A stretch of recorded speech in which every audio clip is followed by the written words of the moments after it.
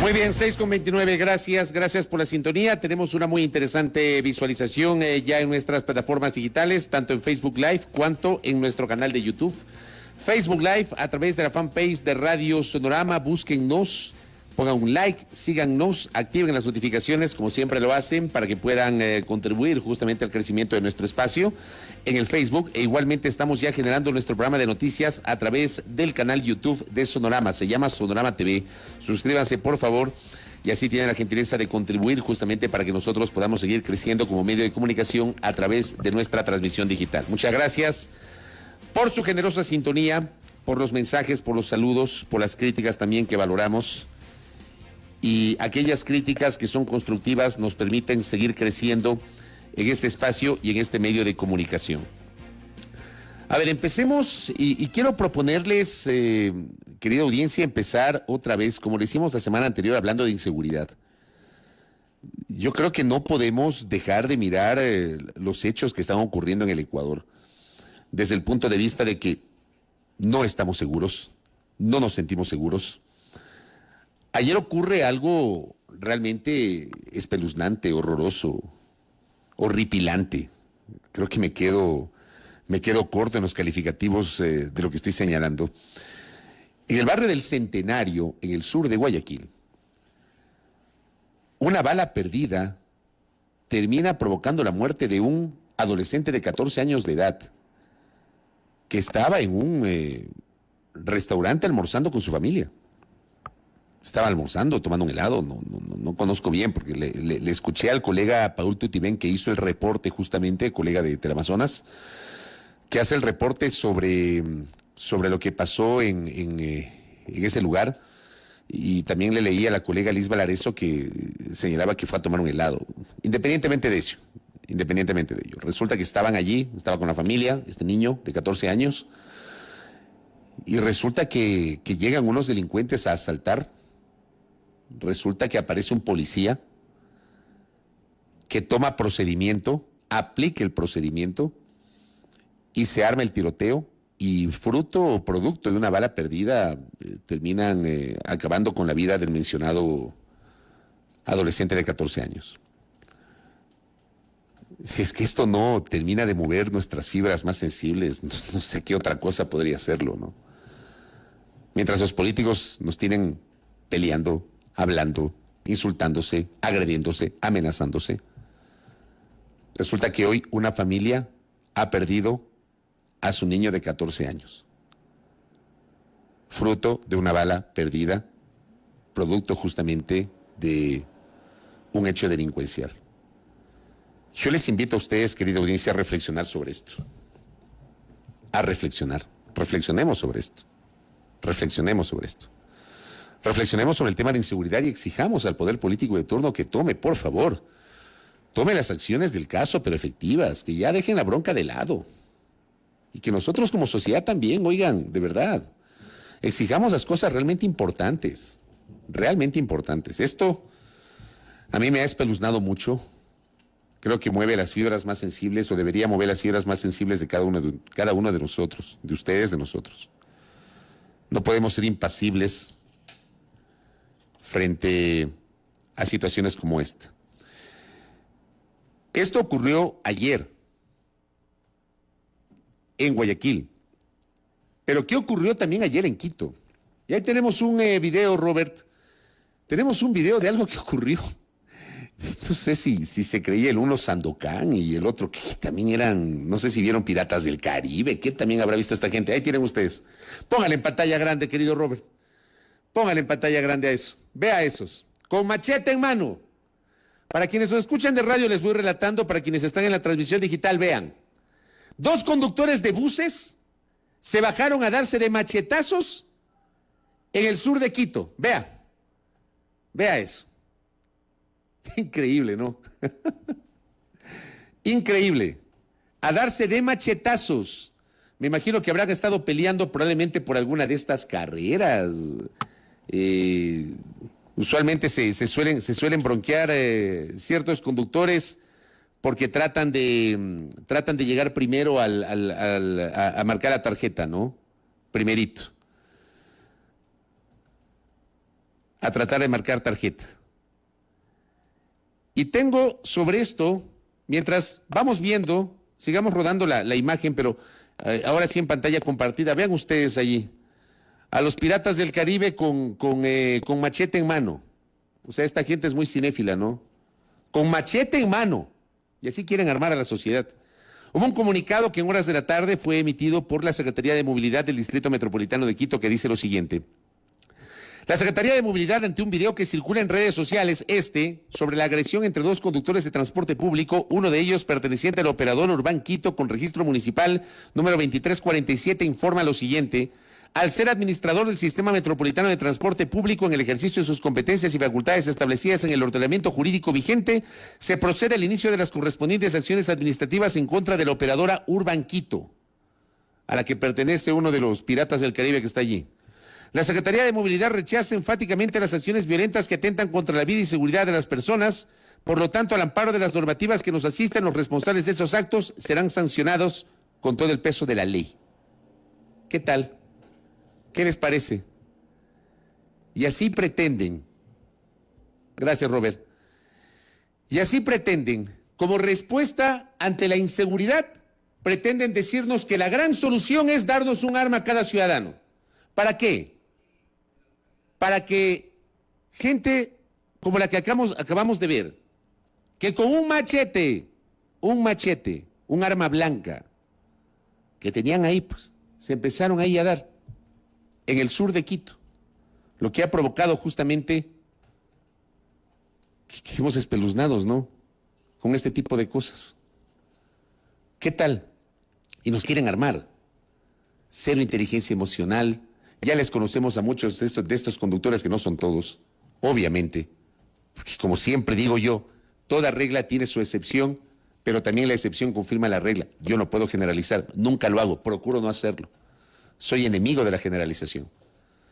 Pero aquí, lamentablemente, por este tipo de actitudes, es que los señores transportistas no tienen buena imagen ante sus usuarios, ante los que les pagan el pasaje, porque creen que nos hacen un favor. Y lo que están haciendo es un servicio a cambio de un pago. No es que lo hacen gratis, no es que nos hacen un favorcito.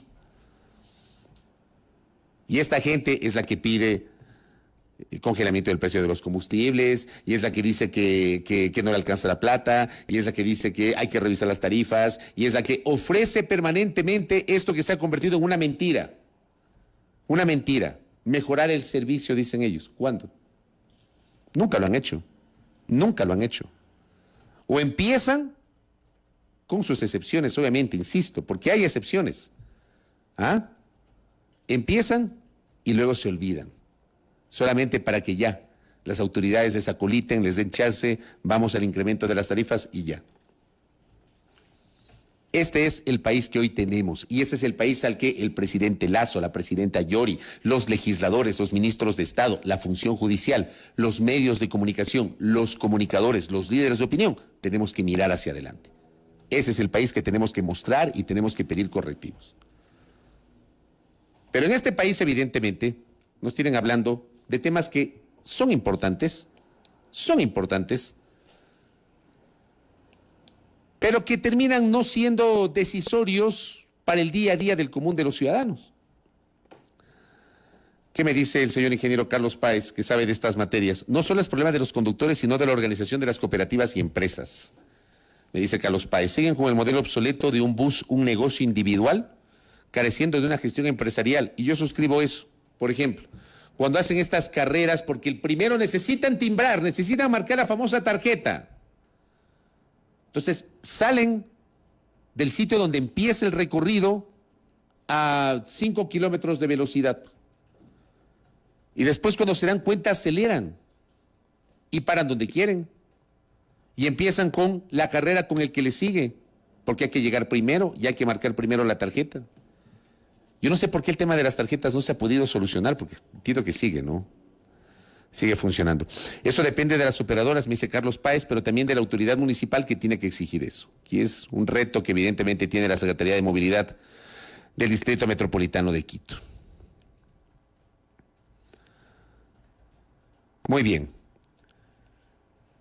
Aparte de eso, amanecemos con la noticia de que a esta hora la carretera que une Guayaquil con Daule, a la altura del recinto denominado Petrillo, zona eminentemente agrícola, en la provincia de Guayas, está una vez más bloqueada por agricultores. El colega periodista Edison Mendoza nos generó ese reporte muy temprano, nos compartió justamente una fotografía del bloqueo y se ve justamente desde antes de las 5:30 de la mañana a agricultores bloqueando la carretera a la altura de la población de Petrillo. Esto queda, para ubicarles geográficamente, en la carretera que enlaza Guayaquil con Daule. Es una zona eminentemente agrícola y volvemos obviamente a las mismas protestas y reclamos del sector agrícola que ya los enfrentó la ministra anterior Tangibera de Agricultura y que no los pudo solucionar. Básicamente son arroceros que insisten en la necesidad de una revisión del precio de la gramínea. Sobre este tema, ¿dónde está la solución? Hay que tomar en cuenta justamente lo que está pasando con los agricultores. Ese es otro tema que tienen que tomar en cuenta y que ya tiene varios meses y que no termina de por lo menos tener un principio de acuerdo. ¿Ya? Por lo menos un principio de acuerdo. Ese es otro tema que evidentemente hay que revisarlo y hay que plantear al poder político de turno. ¿Qué me dice don Andrés Reliche? Buenos días. Hablando de inseguridad, para combatir inseguridad solo hay medidas parche. Si roban en motos, prohíben 2 ocupantes por moto. Eso creo que está vigente en Guayaquil. Pura coreografía y nada de medidas efectivas y eficientes. Por eso digo, para mí esto de que nos pretendan armar termina siendo una calentura, ¿no? Un pañito de agua tibia, que además es peligrosísimo eso de pretender que todos los civiles podamos tener acceso a las armas. ¿Ya? La política pública tiene que ser generada desde el Estado en materia de seguridad y sobre este otro tema, las demandas de los agricultores, a ver si tomamos en cuenta justamente ya de una vez un principio de acuerdo para el sector arrocero que tiene gravísimas dificultades, no de ahora, y ciertamente no es un problema generado en este gobierno, es un problema heredado, pero ya hay que solucionarle, pues. Ya el presidente Lasso tiene varios meses en el poder, 5 meses en el poder. Mayo, junio, julio, agosto, septiembre, octubre, 5 meses en el poder. Está a puertas de cumplir 5 meses en el poder. Creo que ya es momento de encontrar una salida, una solución a lo que está pasando con el sector de los agricultores. ¿Qué más tenemos para iniciar la semana? Desde el día de hoy, la Comisión de Garantías Constitucionales de la Asamblea Nacional, querida audiencia, comenzará el proceso de investigación de los denominados Pandora Papers, que es un tema que debe ser sin duda investigado, que tiene que ser aclarado, sobre el cual se requiere, e insisto en aquello, como lo he venido sosteniendo desde la misma semana en que apareció esta revelación del Consorcio de Periodistas de Investigación, como lo he venido insistiendo, desde mi punto de vista, salvando los criterios de quienes opinan distinto en uno o en otro sentido, desde mi punto de vista, una vez más, creo que esta es la oportunidad que tiene el presidente Lasso para pasar de la reacción general a la explicación específica. El presidente Guillermo Lasso debe abundar en una explicación específica que no deje margen de duda sobre lo que hizo con sus recursos que poseía, según él, en paraísos fiscales. Que poseía, digo, según él, porque él dice que ya no los posee, que ha cumplido con la ley, que ha cumplido con lo que dice la consulta, lo que dijo la consulta popular del 2017 y la ley que se aprobó para la aplicación de esa consulta popular. Pero yo he sentido, y lo he dicho en varias ocasiones, que falta mayor detalle y que el presidente debería explicar ese detalle. Falta ese detalle. Y creo que esta es la oportunidad que tiene el presidente para explicarle al órgano que tiene la potestad de fiscalizarlo políticamente, que es la Asamblea Nacional, de brindar una explicación al país, pero ya concreta, sobre las particularidades, sobre las especificidades de este tema y dejar obviamente la generalidad. Y que la Asamblea lo haga con seriedad. Se ha pretendido colocar en estos días una especie de frame en la opinión pública sobre la composición de la Comisión de Garantías Constitucionales. Composición que no fue criticada cuando se armaron las comisiones en mayo pasado. O sea, y esto también es llamativo, ¿no? de cómo muchas veces, o sea, se avala o se critica las cosas dependiendo de si me convienen o no me convienen. En mayo no se criticó, pues, la composición de las comisiones legislativas. Y hoy sí se critica esa composición, porque no les gusta, porque fue a esa comisión a la que el Pleno de la Asamblea Nacional, no fue una ni dos, no fueron ni una ni dos organizaciones políticas, fue el Pleno de la Asamblea Nacional la que le asignó la tarea de investigar. No le asigna a la Comisión de Fiscalización y Control Político, sino que le asigna a otra comisión. ¿Que tiene potestad de fiscalización? Por supuesto que la tiene.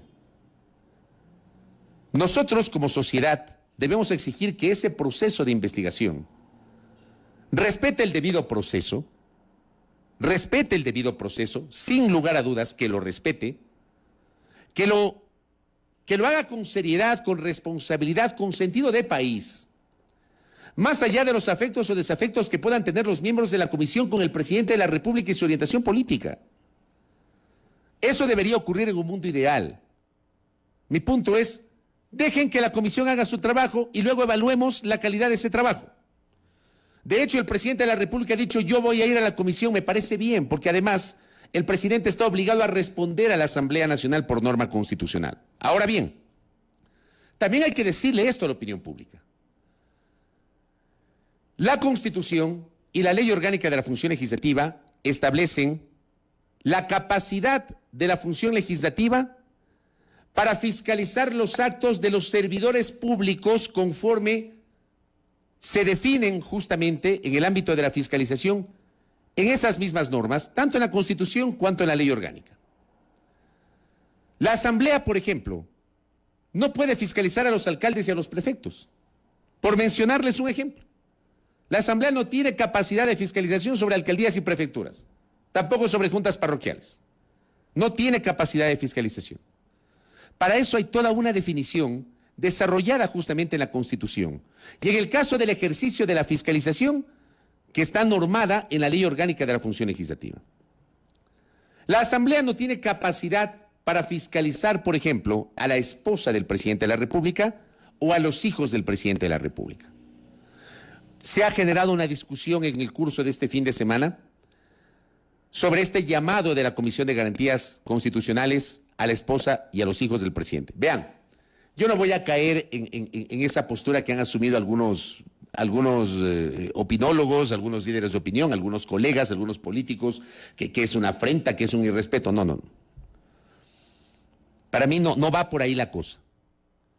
La Comisión de Garantías Constitucionales puede llamar a quien quiera, pero en este caso, la esposa del presidente de la República y uno de sus hijos no están obligados a acudir a la comisión, porque no son sujetos de fiscalización política. Yo me quiero quedar con eso, con esa parte. O sea, insisto, para mí esto no tiene que ver nada con el irrespeto, con el respeto, no. Yo voy más allá. Yo defiendo la atribución constitucional de fiscalización que tiene la Asamblea a través de unas comisiones, sí. ¿Que tiene una atribución constitucional de fiscalizar al presidente? Sí, la tiene. ¿Que el presidente de la República está obligado a responder a la Asamblea en el ejercicio de esa capacidad de fiscalización? Sí, está obligado el presidente. ¿No está obligada su esposa? No están obligados sus hijos. ¿La Comisión de Garantías Constitucionales puede pedir la comparecencia? Sí puede. ¿La esposa del presidente y sus hijos están obligados a comparecer? No están obligados. Ese es el punto. Y creo que a la opinión pública hay que explicarles bien las cosas, porque además el último fin de semana se han hecho un montón de comparaciones de otro tipo de casos en los cuales han sido convocados familiares de personas que han sido sujetos de fiscalización política. Yo simplemente me limito a aclararles que no están obligados a comparecer. Si la señora Alcíbar, la esposa del señor presidente de la República, o uno de sus hijos que han sido convocados por la comisión deciden ir, están en su derecho, pero no están obligados. El presidente sí está obligado. El presidente sí. El presidente de la República está obligado a comparecer ante la Asamblea Nacional y a responder ante la Asamblea Nacional, sí. No su esposa, no su hijo. Si es que su esposa y su hijo deciden comparecer, ya depende de ellos. Y si deciden hacerlo, ojalá que eso sirva no para que se preste esto para el show, ¿no? Sino para tener información relevante sobre el tema que se está investigando. Porque a mí me parece, vean, Lo que el país necesita es que se deje el morbo de lado y que conozcamos la verdad sobre este tema. Eso es lo que necesita el país. El país no necesita el morbo, créanme. Y creo que nosotros también como medios debemos contribuir a no alimentar ese morbo. Si la esposa del presidente y su hijo van a la comisión, que sea para brindar información relevante. De lo contrario, insisto, no están en la obligación de ir, sí, el presidente de la República. Pero en medio de esto, evidentemente, hay un ente que no ha generado un solo pronunciamiento sobre este tema, que es la Fiscalía General del Estado. A diferencia de lo que pasa en Chile, donde en Chile, evidentemente, hay un proceso muchísimo más avanzado, tanto a nivel de Fiscalía cuanto a nivel del Senado, incluso con el riesgo de que el Senado suspenda, en el momento que inicie la investigación, suspenda al presidente Sebastián Piñera. En el caso del Ecuador, no se conoce ningún tipo de pronunciamiento por parte de la Fiscalía General del Estado. No sé si la Fiscalía ha iniciado algún tipo de indagación previa, no sé si la Fiscalía ha hecho algún requerimiento de información, no lo sabemos. En cambio, si la Fiscalía sí lo inicia, porque ese es el espacio en donde sí o sí, obligatoriamente, sí tendría que comparecer la esposa y el hijo del presidente de la República, si es que así lo considera la señora fiscal, al igual que el presidente de la República. Entonces, esto es lo que debe ocurrir en estricto rigor. Más allá de que les pueda gustar o no les pueda gustar, o que a mí me pueda gustar o no me pueda gustar. Más allá de eso, yo les comento cómo es el mundo real, que no siempre es como quisiéramos. En medio de esto, insisto, ojalá que esto sirva para que el país esta semana se dé un baño de verdad. Lejos del show político. Lejos del show político. Y que el presidente de la República le responda al país esas especificidades que no le ha respondido hasta el momento y que permitan sustentar su verdad, la verdad que él está diciendo que es su verdad. O en su defecto, que la comisión, ojalá que haga un trabajo serio, más allá de la visión política de sus integrantes, más allá de aquello, que haga un trabajo serio, responsable, argumentado, un proceso de investigación que obviamente permita que el país con absoluta seriedad pueda conocer los detalles de esto que es importante y que no debe ser mirado de lado por la opinión pública. Esto necesita respuestas contundentes por parte del señor presidente de la República y creo yo que esta es la gran oportunidad para aquello. Además de esto, que vean ustedes la gran cantidad de cosas para comentar el día de hoy y obviamente tendremos reacciones. Ya mismo estará Esteban Bernal con nosotros, el ministro de Inclusión Económica y Social, estará Paola Cabezas, asambleísta de UNES e integrante de la Comisión de Garantías Constitucionales. O sea, tendremos un menú de entrevistas para justamente ir desmenuzando estos temas que estamos comentando. En medio de esto, se reactivó el día viernes otra vez el fantasma de la muerte cruzada. Y aquí yo quisiera entender ¿a qué apunta el gobierno del presidente Lasso? ¿Hacia dónde apunta el propio presidente Lasso? Porque primero fueron varios de sus voceros quienes empezaron a colocar en el imaginario de la opinión pública el frame de la muerte cruzada. Primero, la ministra de Gobierno en algunas declaraciones, algunos medios de comunicación que empezaron a explicarnos a los ecuatorianos de un momento a otro en qué consiste la muerte cruzada. Empezaron a hacerlo. Llega el miércoles el señor presidente de la República. Para esto, el miércoles antes de la declaración del presidente tuvimos primero un comunicado de la Asamblea Nacional donde trataron de bajar la tensión política. Luego tuvimos un anuncio de la ministra de Gobierno en el sentido de que el gobierno no va a insistir en el proyecto de urgencia en materia económica, sino que lo va a dividir en 3. Y en la noche, en la entrevista con TC Televisión, el presidente de la República, mencionando ciertamente la capacidad que le da el artículo 148 de la Constitución, de disolver por una sola vez la Asamblea Nacional en los 3 primeros años de su mandato, porque así lo dice la Constitución, es una prerrogativa que tiene el presidente de la República. Él habló de sensatez, que esas cosas o en estas cosas hay que actuar con sensatez. Palabra utilizada por el señor presidente de la República la noche del pasado miércoles en esta entrevista. Pero el viernes, o sea, cuando pasó esto el miércoles, el jueves sentí, el jueves y el viernes, en la mañana, hubo esta sensación de que se pusieron pañitos de agua fría tanto desde el gobierno cuanto desde la Asamblea y como que se desactivó el riesgo del choque de trenes o el riesgo de la muerte cruzada. Pero resulta que el presidente Lasso el día viernes almuerza con un grupo de periodistas. Y el presidente Lasso retoma el discurso de la muerte cruzada, incluso con algunos detalles que no fueron expuestos por el presidente en la entrevista del miércoles. Que el decreto está listo, que lo tienen listito, que no está firmado. El presidente utilizó incluso una frase, que cree que la muerte cruzada será inevitable. Utilizó esa frase en ese encuentro con periodistas. ¿Cómo debe ser tomado esto por la legislatura? ¿Como una advertencia? ¿Como una amenaza? Están las horas contadas de la Asamblea Nacional. ¿Qué pasa si la Asamblea, porque entiendo que esta semana, entre hoy y mañana, llegarán los 2 proyectos de urgencia en materia económica que va a enviar el presidente de la República? Porque esto también va a generar una discusión. Y hoy también la vamos a abordar en este espacio. Sobre la constitucionalidad de enviar 2 proyectos de urgencia en materia económica a la Asamblea Nacional, aprovechando el vigente estado de excepción por la crisis carcelaria. Esto está generando una discusión a nivel político y jurídico muy grande. Entre quienes piensan que el presidente sí tiene esa atribución, porque la Constitución es muy amplia en el sentido de que no circunscribe los proyectos de urgencia en materia económica a la materia del estado de excepción, sino que simplemente dice que en estado de excepción el presidente tendrá la potestad de enviar más de un proyecto de urgencia en materia económica, frente a aquellos que en cambio sostienen que los proyectos de urgencia económica tienen que relacionarse con la materia de ese estado de excepción vigente. Que hay una discusión. Esa discusión se va a trasladar a la Asamblea Nacional. Pregunto yo, con base en esa discusión, ¿estará latente el riesgo de la disolución de la Asamblea? Entonces, lo que hace el presidente es casi ponerle ponerle la soga al cuello a la Asamblea. O sea, eso se podría sentir. Asamblea, si no me apruebas lo que te estoy enviando, si no lo sometes a trámite, no me apruebas, tengo listo ya el decreto de la muerte cruzada. Y yo pregunto, ¿cuánto bien le hace esto a la democracia, aunque se trate de una herramienta que tiene el presidente y que consta en la Constitución de la República? ¿Cuánto bien le hace esto al debate serio, responsable, democrático, que evidentemente buscamos todos los ecuatorianos sobre los grandes temas?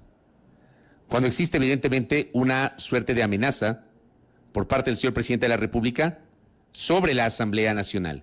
¿Y cómo va a procesar esta amenaza el legislativo? Porque termina siendo una amenaza. ¿Cómo lo va a procesar? ¿El legislativo va a tener que agachar la cabeza y aceptar todo lo que remite el Ejecutivo? A riesgo de que mañana o pasado le niegue algo al Ejecutivo y está listo el decreto de la muerte cruzada y automáticamente disuelven la Asamblea. Creo que esto amerita una discusión muchísimo más profunda, querida audiencia. Pedirle al señor presidente de la República y pedir a la Asamblea Nacional a ver si bajamos los ánimos. Si dejamos las amenazas de lado y lado, se sientan a conversar en serio, con todos los sectores políticos, sin exclusiones, y buscamos puntos de concordia que permitan de verdad bajar la tensión política que no la necesita el país en este momento, porque hay problemas muchísimo más importantes, y por eso yo empecé hablando de la inseguridad. Y por eso empecé hablando de lo que está pasando ahora mismo en Petrillo, en la provincia del Guayas, con el paro de los agricultores. Esos son los temas que en realidad nos interesan a los ecuatorianos. Pero hoy los políticos nos tienen, obviamente, en ascuas, con estas amenazas de lado y lado. Los unos investigando los Pandora Papers, que creo, insisto, esa investigación tiene que ser seria, responsable, argumentada, con mucho rigor por parte de la comisión. Y por otro lado, el presidente amenazando con la disolución de la Asamblea Nacional. Termina siendo una amenaza. Así empezamos esta semana, querida audiencia, así empezamos esta semana. Hagamos un llamado justamente a la clase política a bajar un poquito las tensiones.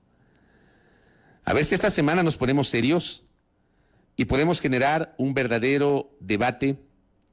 Sé que a ratos cuando digo esto estoy arando en el mar, pero corresponde hacerlo. Vamos a ampliar algunos conceptos sobre lo que está pasando a nivel político y a nivel social con el ministro de Inclusión Económica y Social, que ya lo tenemos en la antesala. Luego estará Paola Cabezas aquí en nuestra antesala. Paola Cabezas es asambleísta de UNES e integrante de la Comisión de Garantías Constitucionales. Vamos a abordar estos temas que acabamos de comentar, los vamos a abordar con nuestros entrevistados. Luego tendremos al analista político Pedro Donoso y después a André Benavides para seguir desarrollando justamente esto que acabamos de comentar. Así que espero contar con vuestra generosa sintonía a lo largo del programa hasta las 9 horas. Obviamente siempre es importante saber que ustedes están escuchando este espacio informativo.